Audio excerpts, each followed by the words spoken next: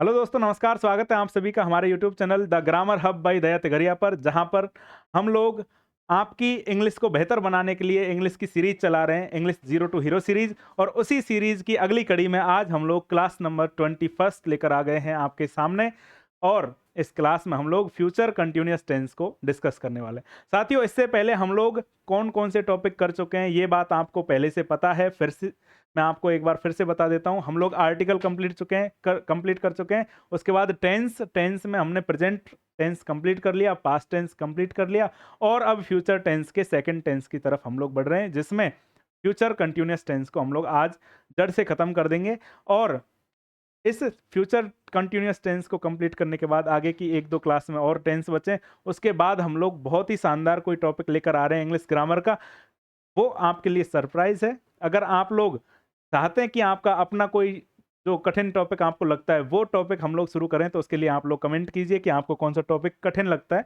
उस टॉपिक को भी टच करने की हम लोग यहाँ पे कोशिश करेंगे। साथियों, अगला हमारे पास ये निकल के आता है कि जो हमारा टेलीग्राम चैनल है the grammar hub by Daya Tigaria, इस टेलीग्राम चैनल को आप सभी ज्वाइन कर लीजिए, क्योंकि हमारी इस क्लास के नोट्स और आपकी एग्जाम से रिलेटेड जितने भी अपडेट्स हैं वो सभी आपको मेरे इस Telegram channel the grammar hub by Daya Tigariya पर देखने को मिल जाएंगे। आगे चलते हैं। हम लोग स्टार्ट कर रहे हैं future continuous tense. Future continuous tense में आपको जो बात सबसे पहले देखनी है वो ये है कि हम लोग हिंदी पहचान देखते हैं। हिंदी पहचान देखने के लिए मैं आपको शुरू में ही बता चुका था कि किसी भी फ्यूचर टेंस के अंत में तो आएगा गा गे गी, लेकिन कंटिन्यूअस के लिए आपको मिलेगा रहा रहे रही। अब इन दोनों चीजों को कंबाइंड करके फ्यूचर कंटिन्यूअस टेंस की हिंदी पहचान हमारे सामने निकल के आई है। रहा होगा, रही होगी, रहे होंगे। ये आपके सामने फ्यूचर कंटिन्यूअस टेंस की हिंदी पहचान निकल के आ गई। क्या वाक्य के अंत में क्या होगा? रहा होगा, रही होगी, रहे होंगे। ये आपके वाक्य के अंत में आता है फ्यूचर कंटिन्यूअस टेंस के में। इंग्लिश में क्या यूज है? तो इस इंग्लिश में हम लोग इसका यूज करते हैं use to describe actions that will be ongoing at a specific time in future. यानी कि आने वाले फ्यूचर में, आने वाले टाइम में हम लोग किसी स्पेसिफिक टाइम में हम लोग कोई काम कर रहे होंगे, इस चीज को इंडिकेट करने के लिए हम फ्यूचर कंटिन्यूअस टेंस का इस्तेमाल करते हैं। यानी use to describe actions that will be ongoing at a specific time in the future. यानी कि आने वाले टाइम में, जो भविष्य है, उसमें हम लोग किसी एक पर्टिकुलर टाइम पे कोई काम कर रहे होंगे, कोई काम कंटिन्यू रहेगा उस टाइम पे, इसलिए हम उसको फ्यूचर कंटिन्यूअस में यूज करते हैं। कॉन्टेक्स्ट के लिए आप समझ लीजिए कि ये क्या डिस्क्राइब करता है? बैकग्राउंड इन्फो और planned events that will happen over A duration. ये जो हमारे प्लान्ड इवेंट होते हैं जो कि आगे आने वाले हैं, उन चीजों को डिस्क्राइब करने का काम करता है। और बैकग्राउंड में जो भी इंफॉर्मेशन होती है उसको डिस्क्राइब ये करता है टेंस, फ्यूचर कंटिन्यूअस टेंस। अब फ्यूचर कंटिन्यूअस टेंस तो हो गया, लेकिन आपको पता है कोई भी टेंस की हिंदी पहचान देखने के बाद हम लोग क्या करते हैं? हिंदी पहचान देखने के बाद हम लोग उसकी एचवी और एमवी से वाकिफ होते हैं, यानी कि एचवी और एमवी के बारे में जानकारी लेते हैं। तो साथियों, फ्यूचर कंटिन्यूअस टेंस के लिए भी हम लोग एचवी हेल्पिंग वर्ब देखते हैं, तो वो आती है विल बी और सेल बी। ध्यान देना, विल बी और सेल बी। तो विल या सेल प्लस बी, इस चीज को मैं प्लस करके लिख रहा हूं, इस बी को मैं प्लस करके लिख रहा हूं। तो इस प्लस करके बी को जो मैं लिख रहा हूं, इस चीज को आपको ध्यान रखना है, क्योंकि आगे आने वाले जो फॉर्मूला है हमारे, उनमें ये बहुत सारी जगह पे ये काम आने वाली है। अब देखते हैं हम लोग कि सेल भी कब काम आएगा और विल भी कब काम आएगा। ये भी नियम हमारे पास आएंगे। Used with I and we. क्या सेल बी का प्रयोग आई और वी के साथ होता है? देखिए, ये हम लोग फ्यूचर इंडेफिनिट टेंस में भी अच्छे से पढ़ चुके हैं कि आई और वी के साथ किसका प्रयोग होता है? सेल बी का। और विल का किसके साथ होता है? आई वी के अलावा जितने भी सब्जेक्ट आते हैं अपने, उन सब के साथ विल का प्रयोग होता है। तो यहां पे किसका हो जाएगा? विल बी का। तो विल बी का प्रयोग कहाँ होता है? Used with he see it they etc, यानी कि आई वी के अलावा जितने भी सब्जेक्ट होते हैं, फर्स्ट पर्सन प्रोनाउंस के अलावा जितने भी सब्जेक्ट होते हैं, उन सभी के साथ फ्यूचर कंटिन्यूअस टेंस में हम लोग विल बी का प्रयोग करते हैं। और मेन वर्ब क्या है? तो मेन वर्ब तो आपको बहुत अच्छे से पता है कि मेन वर्ब हमेशा कोई भी कंटिन्यूअस हो उन सभी में मुख्य क्रिया मेन वर्ब हमेशा वर्ब की फर्स्ट फॉर्म में आईएनजी का प्रयोग करते हैं, जिसको हम लोग प्रेजेंट प्रिंसिपल भी बोलते हैं। किसको बोलते हैं? Present principle. अगर यही क्वेश्चन आ गया, चलो थर्ड ग्रेड की लेवल 2 इंग्लिश की एग्जाम में आपके पास ये प्रश्न आ सकता है कि प्रेजेंट प्रिंसिपल कौन सा है इनमें से, और आपके पास ऑप्शन आ गए वर्ब की फर्स्ट फॉर्म, वर्ब की फर्स्ट फॉर्म है एसईएस, वर्ब की फर्स्ट फॉर्म है आईएनजी और वर्ब की थर्ड फॉर्म। तो बताइए इसमें से प्रेजेंट प्रिंसिपल कौन सा होगा? तो आपको ये विशेष रूप से ध्यान रखना है कि वर्ब की फर्स्ट फॉर्म में आईएनजी, इसका हम लोग अलग से नाम लेते हैं और हम इसको बोलते हैं प्रेजेंट प्रिंसिपल। तो प्रेजेंट प्रिंसिपल का मतलब समझ में आ रहा है? वर्ब की फर्स्ट फॉर्म में आईएनजी। चलिए आगे बढ़ते हैं और हम लोग स्ट्रक्चर देखते हैं, जो फॉर्मूलाज हमारे आते हैं।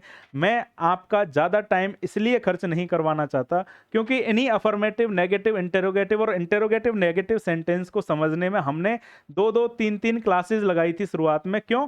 क्योंकि उस टाइम पे हमारे कॉन्सेप्ट क्लियर नहीं थे कि अफर्मेटिव में क्या होता है, नेगेटिव में क्या होता है, इंटेरोगेटिव में क्या होता है और इंटेरोगेटिव नेगेटिव में क्या होता है। लेकिन अब हम सभी को पता है कि अफर्मेटिव में तो subject plus HV plus MV plus object, यहाँ पे एचवी की जगह पे एचवी और एमवी की जगह पे एमवी रख देते हैं, और नेगेटिव में हम लोग तीसरे स्थान पे नॉट का प्रयोग कर देते हैं। तो कौन सा स्ट्रक्चर बनता है हमारा? Subject plus HV plus not plus MV plus object. और इंटेरोगेटिव में हम लोग क्या करते हैं? एचवी को लेकर आ जाते हैं सबसे आगे। अब एचवी सबसे आगे आ गई, इसका मतलब क्या बनेगा हमारा स्ट्रक्चर? हमारा स्ट्रक्चर बनता है फिर HV plus subject plus MV plus object और अंत में प्रश्नवाचक चिन्ह। और ध्यान रखना, इस प्रश्नवाचक चिन्ह पे विशेष फोकस करना है आपको। क्यों? क्योंकि सेकंड ग्रेड की जो एग्जाम लगी थी उसमें इस प्रश्नवाचक चिन्ह के चक्कर में बहुत सारे लोगों के क्वेश्चंस गलत हो गए थे, और एक क्वेश्चन गलत होने का मतलब नेगेटिव के साथ में 1.33 क्वेश्चंस आपके गलत हो जाते हैं, और वो जो क्वेश्चन गलत होते हैं वही आपको आपके सिलेक्शन से दूर ले जाते हैं। और इंटेरोगेटिव नेगेटिव में तो आपको पता है इंटेरोगेटिव का मतलब एचवी सबसे आगे और नेगेटिव का मतलब तीसरे स्थान पे नॉट। तो HV plus subject plus not plus MV plus object, अंत में प्रश्नवाचक चिन्ह। तो चलिए आगे देखते हैं हम लोग क्या देखते हैं कि हमारे जो फ्यूचर कंटिन्यूअस टेंस है उसके लिए किस तरह से ये फॉर्मूला बन के आते हैं। तो देखिए, सब्जेक्ट प्लस विल या shall plus be plus verb की first form ING plus object. और एग्जांपल के लिए he will be playing. Negative के लिए आपके पास दूसरा आ रहा है, सब्जेक्ट प्लस विल या shall plus not plus be plus verb की first form ING plus object. I shall not be writing, ये आपका नेगेटिव का एक एग्जाम्पल हो गया। इंटेरोगेटिव के लिए हम लोग विल या shall plus subject plus be plus verb की first form ING plus object और अंत में प्रश्नवाचक चिन्ह। प्रश्नवाचक चिन्ह पे विशेष फोकस रखना है हमको। विल सी बी कुकिंग, ये एक एग्जाम्पल आपके सामने आ गया है। इंटेरोगेटिव नेगेटिव के लिए will shall plus subject plus not तीसरे स्थान पे प्लस बी प्लस वर्ब की first form ING plus object और अंत में प्रश्नवाचक चिन्ह। ये तो ध्यान रखना ही है। Will he not be writing, ये हमारे पास इसका एक एग्जाम्पल आ गया है। तो आप सभी को फ्यूचर कंटिन्यूअस के चारों सेंटेंस का स्ट्रक्चर बहुत अच्छे तरीके से आ जाना चाहिए, क्योंकि ये स्ट्रक्चर आपके सामने लिखा हुआ है और इसको हम लोग बहुत अच्छे तरीके से देख चुके हैं कि subject plus will shall plus be plus verb की first form ING plus object, ये तो हमारा किसका हो गया बताइए? ये हमारा हुआ फ्यूचर कंटिन्यूअस टेंस के अफर्मेटिव सेंटेंस का। ध्यान रखना, इस बी को मैं बार बार प्लस करके ही लिख रहा हूं। क्यों लिख रहा हूं इस बी को प्लस करके? क्यों? क्योंकि नेगेटिव में हम लोगों को तीसरे स्थान पे नोट लगाना है, और तीसरा स्थान तभी बनेगा जब हम बी को अलग से रखेंगे। अगर हम सेल बी विल बी हमेशा याद रखेंगे तो सेल बी विल बी के हिसाब से तो कंफ्यूज हो जाएंगे कि सेल बी के बाद नोट आएगा, जबकि सेल और बी के बीच में नोट आता है। चलिए हम लोग आगे बढ़ते हैं। एग्जाम्पल्स हैं हमारे पास कुछ, उन एग्जाम्पल्स में ये जो हमारा अभी जो सेंटेंस पढ़ा है हमने उसको हम लोग देख लेते हैं। They will be visiting us next Sunday, यानी कि वो अगले रविवार को हमसे मिलने आ रहे होंगे। It will not be raining tomorrow morning, कल सुबह बरसात नहीं हो रही होगी। Will you be joining the class at 5 PM, क्या तुम शाम को 5 बजे वाली क्लास को ज्वाइन कर रहे होंगे? यानी कि मेरी जो शाम को 5 बजे क्लास आ रही है, जो आपको इंग्लिश के बेसिक्स सिखाने के साथ साथ आपको इंग्लिश ग्रामर के एडवांस लेवल तक लेके जा रही है, उस शाम 5 बजे वाली क्लास को आप लोग ज्वाइन करोगे या नहीं करोगे? ये भी आपका फ्यूचर कंटिन्यूअस का टेंस हो जाता है। चलिए साथियों, आगे चलते हैं हम लोग। द गोल्डन की, और वो भी सिग्नल वर्ड्स, यानी कि अगर हिंदी की कोई बात होगी तब तो हम हिंदी पहचान से जान जाएंगे, लेकिन अगर इंग्लिश की कोई बात है, इंग्लिश का सेंटेंस है, तब कैसे पता चलेगा कि ये हमारा फ्यूचर कंटिन्यूअस ही है? तो इंग्लिश के सेंटेंस में पहचान करने के लिए हमारे पास कुछ एडवर्बियल्स होते हैं, और उन एडवर्बियल्स को हम लोग अभी बहुत अच्छे तरीके से देख लेते हैं। एट दिस टाइम टुमारो, ये हमारा एक एडवर्बियल है। इसके अलावा at this moment, next Monday, इसके एग्जाम्पल्स हैं at this time, next year, during जुलाई या थ्रू आउट, नेक्स्ट मंथ। ये सारे जो कीवर्ड्स हैं ये आपको परीक्षा में इस टेंस को पहचानने में मदद करेंगे। जो हमारा फ्यूचर कंटिन्यूअस टेंस है, उस फ्यूचर कंटिन्यूअस टेंस को पहचानने में मदद करेंगे। और पहचानने में मदद करने का मतलब ये भी होता है कि जैसे ही आप फ्यूचर कंटिन्यूअस टेंस को पहचान गए, तो आप लोग उस फ्यूचर कंटिन्यूअस टेंस की एचवी और एमवी का प्रयोग कर दोगे। और वो एचवी एमवी क्या है? सेल विल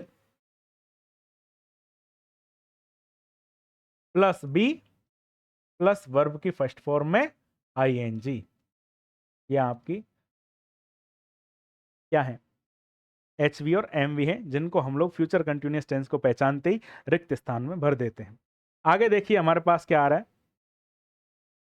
कि कंफ्यूजन होता है सर कि सिंपल फ्यूचर टेंस और कंटिन्यूअस टेंस की टाइमलाइन क्या होती है, कब तो हम माने कि ये सिंपल फ्यूचर है और कब हम माने कि ये कंटिन्यूअस है। तो साथियों, अगर मैं आपको बोलूं कि आई विल गो, यानी मैं जाऊंगा, तो ये मेरी स्टार्टिंग हो गई फ्यूचर बताने की, और आपको ये लगेगा कि अब के बाद अगले ही पल, अगले जो नेक्स्ट फ्यूचर आ रहा है मेरा, उसी में मैं जाने की बात कर रहा हूं, आई विल गो, कि मैं जाऊंगा। और अगर मैं कंटिन्यूअस की बात करूंगा, कंटिन्यूअस की टाइमलाइन की बात करूंगा, तो वो एक थोड़ा सा डिस्टेंट फ्यूचर होगा, थोड़ा सा दूर का फ्यूचर होगा, और उस फ्यूचर में भी वो बात निश्चित होगी लगभग कि हाँ, मैं ये एक इवेंट है मेरा, उस काम को मैं करूंगा। कैसे?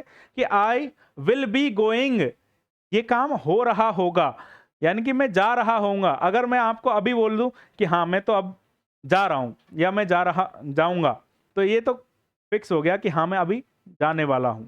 लेकिन अगर मैंने आपको बोला कि मैं, जब तुम आओगे तब मैं जा रहा होऊंगा, तो इसका मतलब यह है कि थोड़ा सा डिस्टेंट फ्यूचर है, और उसमें एक इवेंट शामिल है कि किस चीज को रिलेट करके हम लोग उसको फ्यूचर को बतला रहे हैं। उसके हिसाब से हम लोग फ्यूचर कंटिन्यूअस टेंस का इस्तेमाल करते हैं। स्पेसिफिक फ्यूचर का टाइम होता है वो, और बाद में कंटिन्यू चलता है, उसका एंड नहीं होता है। आगे चलते हैं हम लोग कि कब तो हम लोग सर विल यूज करें, कब सेल यूज करें, और कब किस चीज के साथ में हम सेल का यूज करेंगे।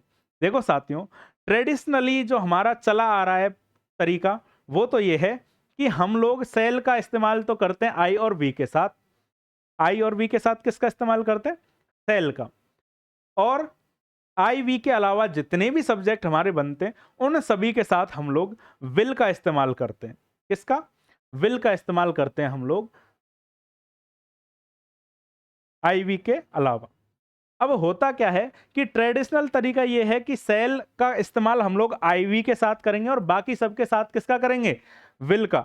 ये 90% फॉर्मल हमारा नियम है, परंपरागत रूप से चला हुआ नियम है। लेकिन मॉडर्न जो इंग्लिश है, इस मॉडर्न इंग्लिश के हिसाब से हम लोग विल का प्रयोग सभी के साथ करने लग गए हैं। क्या?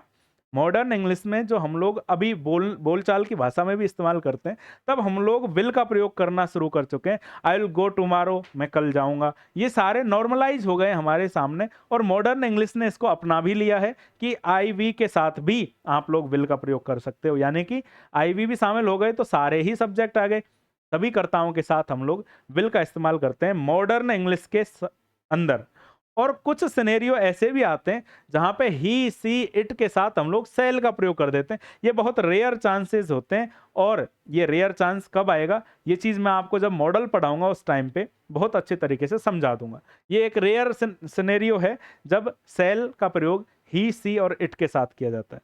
लेकिन आपको जो इंपॉर्टेंट बात है वो ये है कि आपकी जो कंपटीशन एग्जाम है, रीट, एलडीसी वगैरह, इनमें आपको ट्रेडिशनल रूल को ही फॉलो करना है।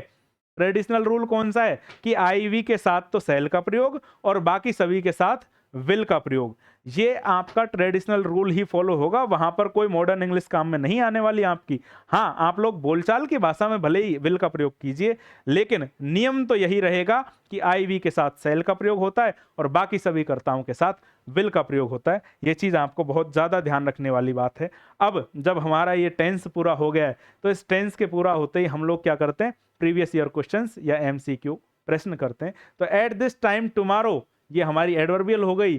सी खालिस्तान हर फेवरेट नोवेल, यानी कि कल इस समय वो क्या कर रही होगी, वो अपना पसंदीदा उपन्यास पढ़ रही होगी। तो बताइए, विल रीड आएगा या फिर विल बी रीडिंग आएगा? तो यहाँ पे पहले से ही टिक किया हुआ है कि यहाँ पे विल बी रीडिंग का प्रयोग होगा। करेक्ट आंसर क्या हो गया, be, ongoing action at specific time. Fix time है कि कल इस समय वो क्या कर रही होगी, वो उपन्यास पढ़ रही होगी जो उसका पसंदीदा है। और इस सेकंड प्रैक्टिस में हम लोग आपको होमवर्क भी देंगे। पहले तो आप लोगों को बताना है कि वी खालिस्तान play football at 4 PM next Sunday, इसमें क्या आएगा वी के साथ, बताइए। विल भी आएगा या सेल भी आएगा? तो आपको अभी भी मैंने बताया था कि भले ही जो मॉडर्न इंग्लिश है वो कितना भी कहे कि हम लोगों को सबके साथ विल का प्रयोग करना है, लेकिन हम लोग ट्रेडिशनल तरीके पे ही चलेंगे। हम तो वही करेंगे जो हमारे बड़े बूढ़े कहते आए हैं। तो जो हमारे ट्रेडिशनल तरीके हैं वही हमारे कंपटीशन एग्जाम में काम आएंगे। इसीलिए हम लोग सेल बी प्लेइंग का प्रयोग करेंगे, और ये हमारा बिल्कुल सही आंसर हो जाएगा परीक्षा की दृष्टि से। आप लोग चाहें तो मॉडर्न इंग्लिश का इस्तेमाल वोकल लैंग्वेज में कर सकते हैं। जब आप बोलते हो बोलचाल की भाषा में, आप लोग भले ही आई के साथ विल लगाओ, वी के साथ विल लगाओ, किसी को कोई फर्क नहीं पड़ रहा, लेकिन ट्रेडिशनल तरीका ये है कि आपको आई वी के साथ सेल का प्रयोग ही करना है। अब आपके होमवर्क के लिए हम लोग दो चीजें दे रहे हैं। एक तो ये है कि ट्रांसलेट करना है आपको ये वाला हिंदी का वाक्य, किसमें, इंग्लिश में। वह कल शाम को सो रहा होगा, इसको आपको अंग्रेजी में बनाना है और कमेंट बॉक्स में इसका जवाब देना है। और दूसरा होमवर्क है हमारा correct form of the verb से रिलेटेड, यानी कि don't call her at 9 PM, see खालिस्तान कुक डिनर। ये भी आपको क्या करना है, होमवर्क में आपको इसका आंसर कमेंट करना है। कमेंट बॉक्स में आप लोग कमेंट कीजिए, और आपको ये क्लास अच्छी लगी हो तो इसको लाइक कर दीजिए। आज की क्लास में इतना ही, मिलते हैं हम लोग कल शाम को 5 बजे आपके सामने फ्यूचर परफेक्ट टेंस को लेकर। इस क्लास के जितने भी नोट्स हैं वो सभी आपको मिल जाएंगे मेरे Telegram channel the grammar hub by Daya Tighariya पर। तो आइए हमारे टेलीग्राम चैनल को ज्वाइन कीजिए, और हमारे इस यूट्यूब चैनल को जितना हो सके उतना शेयर कीजिए। अगर वीडियोस पसंद आए तो उनको लाइक कीजिए, और आपके कोई भी डाउट होते हैं तो उनको आप कमेंट कीजिए। हम लोग आपके कमेंट्स पढ़ रहे हैं। आज के लिए इतना ही, मिलते हैं अगली वीडियो में। धन्यवाद।